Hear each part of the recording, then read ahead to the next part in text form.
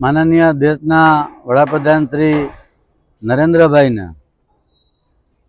4399 દિવસ સાથે આજે દેશના સૌથી વધારે ચૂંટાયેલ પ્રધાનમંત્રી તરીકેનો જે રેકોર્ડ સ્થાપિત કર્યો છે, સાથોસાથ પ્રધાનમંત્રીશ્રીએ જે પ્રધાનમંત્રી બન્યા બાદ 12 વર્ષની અંદર દેશ આખાની અંદર જે વિકાસ યાત્રા અવિરત ચાલુ રાખી છે, તે અનુસંધાને આજે જામનગર ખાતે સૌરાષ્ટ્રની સૌથી મોટી હોસ્પિટલ ગુરુ ગોવિંદસિંહ હોસ્પિટલ કે જે 1800 બેડની જૂની હોસ્પિટલ હતી, 98 વર્ષ જૂની હોસ્પિટલ હતી, એ હોસ્પિટલની જગ્યાએ રાજ્ય સરકાર દ્વારા અંદાજે 500 કરોડના આસપાસ ખર્ચ સાથે આજે આખી હોસ્પિટલ છે તે નવી બની રહી છે। અગાઉ આ હોસ્પિટલની અંદર 1800 બેડ હતા, અત્યારે જે આ નવી બનશે ત્યારે એની અંદર 3000 જેટલા બેડનો સમાવેશ થશે। આઈસીયુની અંદર 75 બેડ જેટલી વ્યવસ્થા હાલમાં છે, પણ જ્યારે નવું બનશે ત્યારે 225 બેડની વ્યવસ્થા આઈસીયુની હશે। એટલે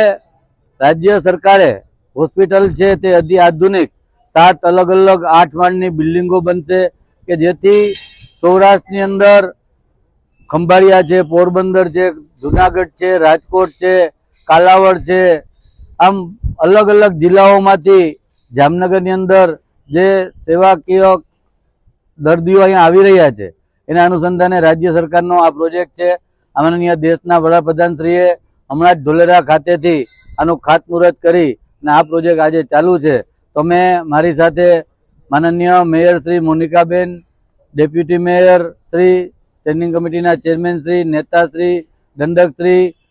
હોસ્પિટલના સુપ્રિન્ટેન્ડન્ટ, ડીન, હોસ્પિટલનો સ્ટાફ સાથે આજે અમે આ નવા બિલ્ડિંગના જે બની રહ્યું છે તેની શુભેચ્છા મુલાકાત લીધી અને આખો પ્રોજેક્ટ સમજો। એટલે વિકાસના કાર્યોની ગાથા છે અવિરત ચાલુ રહે અને એવી જ આજે પ્રધાનમંત્રીશ્રીએ જે સૌથી વધારે પ્રધાનમંત્રીશ્રી રહેવાનો જે રેકોર્ડ આપ્યો છે, અમે એ ભગવાનને પ્રાર્થના કરીએ કે આ પ્રધાનમંત્રીશ્રી છે કે આવું અવિરત પ્રધાનમંત્રી પદ ચાલુ રહે અને દેશ, ભારત દેશને 2047 સુધીમાં વિકસિત રાષ્ટ્ર બનાવવાની જે કલ્પના છે એ સાકાર કરે એવી અપેક્ષા। અસ્તુ, ભારત માતા કી જય।